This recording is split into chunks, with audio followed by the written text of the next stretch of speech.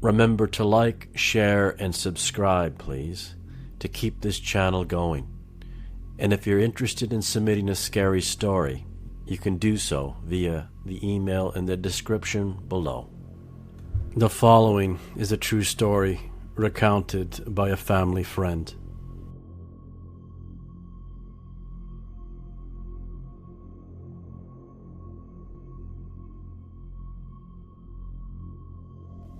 Dante had always dreamed of seeing the world beyond his small Sardinian town.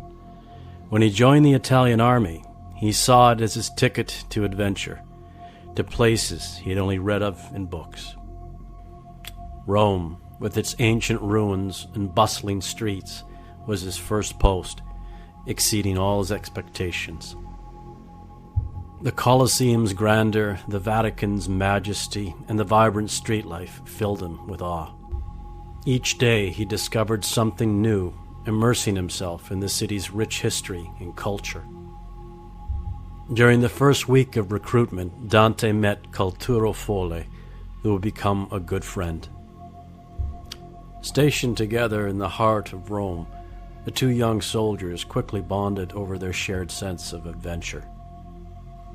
"Dante, you've got to come out with me tonight," Culturo said, his eyes gleaming excitedly. "There's this new nightclub downtown, and I hear it's incredible. Trust me, you won't regret it." Dante chuckled, shaking his head. "You and your nightclubs, Culturo. But all right, I could use a night out." Culturo was a party enthusiast, always looking for the next big thing. He regularly invited Dante out to nightclubs, which soon became their routine.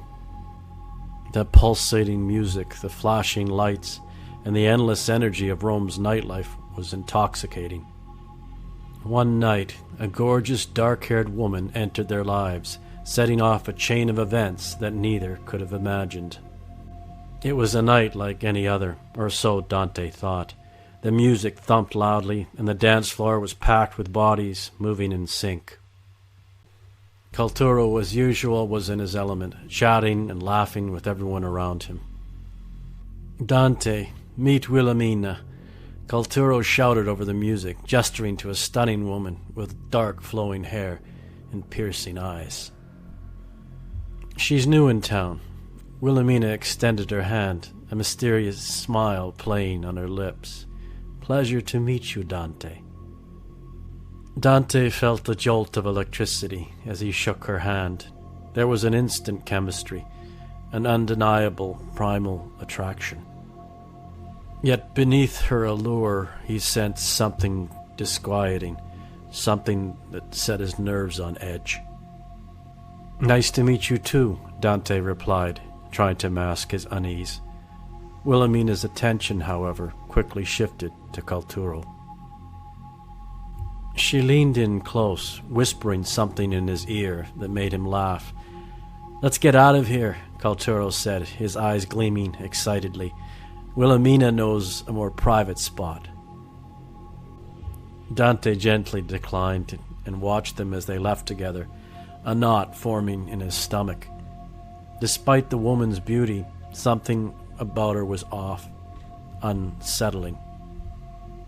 He couldn't shake the feeling that her arrival marked the beginning of something dark. Little did Culturo know that this encounter would lead him down a deadly path. Days after their encounter with Wilhelmina, Dante learned that Culturo had been restationed to Torino, a city in northern Italy.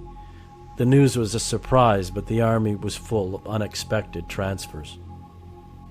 Dante continued his duties in Rome, though he couldn't shake the nagging worry about his friend's sudden reassignment. Months later, Dante himself was reassigned to Torino. As he settled into his new surroundings, he sought out Culturo, eager to reconnect. One afternoon, Dante spotted Culturo sitting all alone on a bench, mumbling to himself. He approached cautiously. "Culturo, is that you?" Dante asked, concern lacing his voice. Culturo looked up, his eyes hollow and distant. "Dante, it's been a while."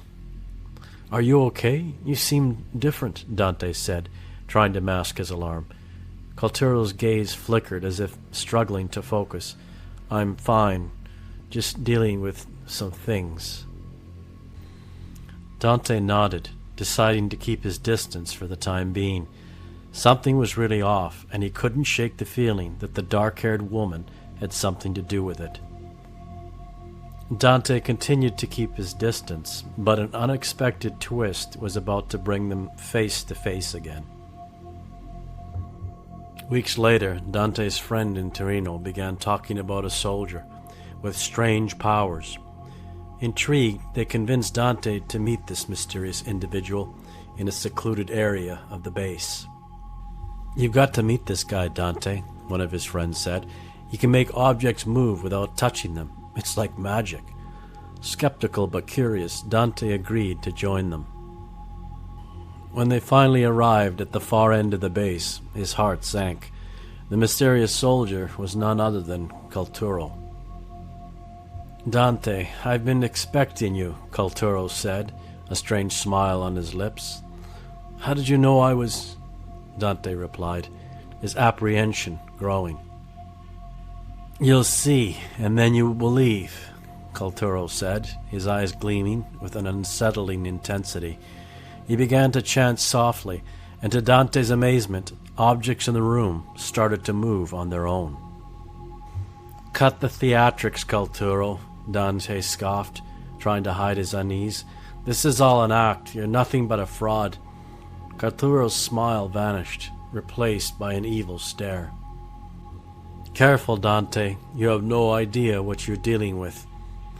Oh, I know exactly what I'm dealing with, Dante shot back, stepping closer. A delusional fool who's lost touch with reality, fooling his gullible friends with magic tricks. Stay away from me, or you'll regret it. Culturo's eyes darkened, and his voice took on a chilling edge. Regret it? That's rich, coming from someone who's too scared to experience real excitement, real exotic power. Why didn't you come with us, Dante? Why did you desert me that night? What are you talking about? Dante blustered. Come back tomorrow, Dante. Bring your bravest friends, and I'll show you what true power looks like, and you will believe as I did. Dante's fists were clenched, his anger boiling over. He knew something was wrong, and that whatever he did, he could not admit his belief to Culturo. I'll never believe in your BS, Culturo, but I won't hesitate to put you down if you try anything. You've been warned. Culturo laughed, a hollow, sinister sound. We'll see who does the warning, Dante. Dante would return with reinforcements, but what they encountered was beyond the natural. The next day, Dante returned, flanked by 3 of his most muscular friends, and determined to prove Culturo a fake, even if they had to destroy the place. But something pricked at Dante's conscience. How could this be explained naturally? You ready, Dante? One of his friends asked, cracking his knuckles. More than ever, Dante replied. Let's get this over with. He's hiding some tripwire and illusionist crap somewhere. Turn the place upside down if you have to. As they neared Culturo, who stood alone in his barracks, a dark, unsettling aura radiated from him. He looked up, a sinister smile curling on his lips. So you brought reinforcements, Culturo said, his voice dripping with contempt. How charming, but it won't make a difference. Shut up, Culturo, Dante snapped. This ends now. We're taking this place apart to expose you as the fraud that you are. Culturo raised his hand without any warning, and a powerful invisible force knocked Dante's friends to the ground. They writhed in pain, unable to defend themselves. Dante's heart pounded as he watched his friends fall, realizing this was no trick. What the hell are you doing, Culturo? Stop this! Culturo's eyes glowed with an eerie light. You have no idea what you're dealing with, Dante. You should have listened. You have one more chance to state your belief. Dante felt the temptation to concede, but knew in his heart he must not. Realizing they were outmatched, Dante grabbed his friends and retreated, desperate to escape Culturo's wrath. They ran through the streets, stopping once they reached the other side of the base. Dante barged into the general's quarters, risking court-martial, to tell his terrifying story. Breathless and shaken, he burst into the room, ignoring the officer's startled looks. "Sir, you have to listen to me," Dante panted. "It's about Sergeant Culturo Fole. He's not himself. He's dangerous." The general frowned, clearly annoyed by the interruption. "Soldier, do you realize you're risking a court-martial by barging in here unannounced?" "I know, sir, but you have to understand. Culturo Fole, my friend, has some kind of power. He attacked us without even touching us." "We need help, sir," Dante pleaded. The general's expression softened slightly. "Calm down, soldier.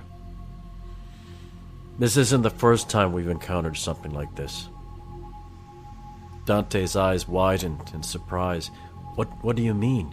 The general sighed. "We've had reports of similar incidents to do with the occult. It usually involves some form of possession. I'll contact an exorcist priest friend immediately." Within hours, the priest arrived at the base, clad in traditional robes and carrying a crucifix. He exuded an aura of calm authority.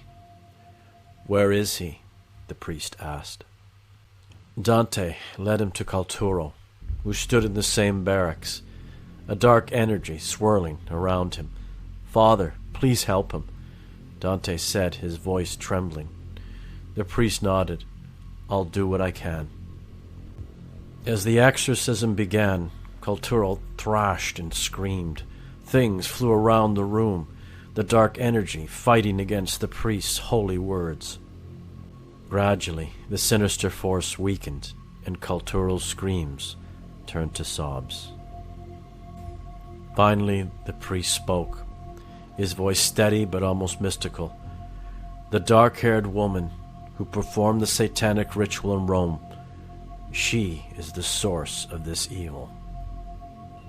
She caused the possession. She lured him to a Roman cemetery where she involved him in some sort of perverted rituals." How did you know this?" Dante questioned. The priest placed his hand on Dante's shoulder and gently smiled. With a final prayer, the dark energy dissipated, leaving Culturo collapsed on the ground, exhausted but spiritually free.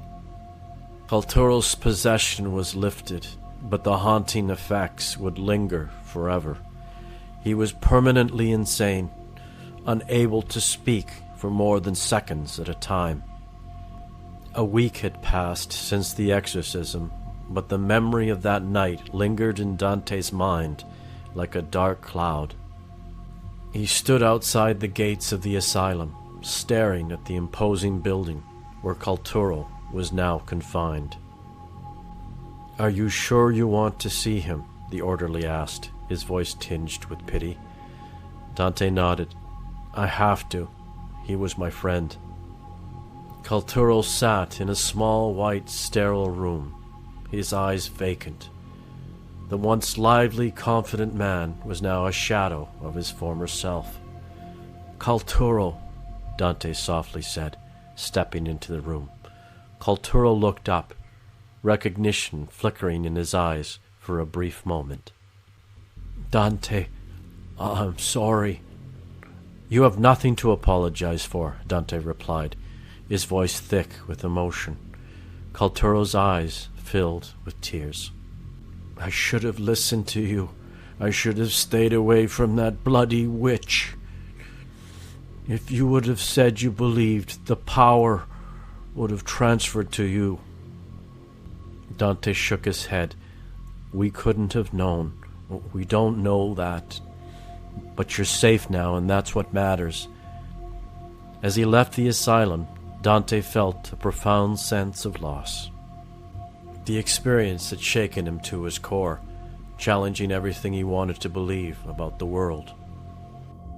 What started as a night out in Rome became a battle with evil, forever changing both men.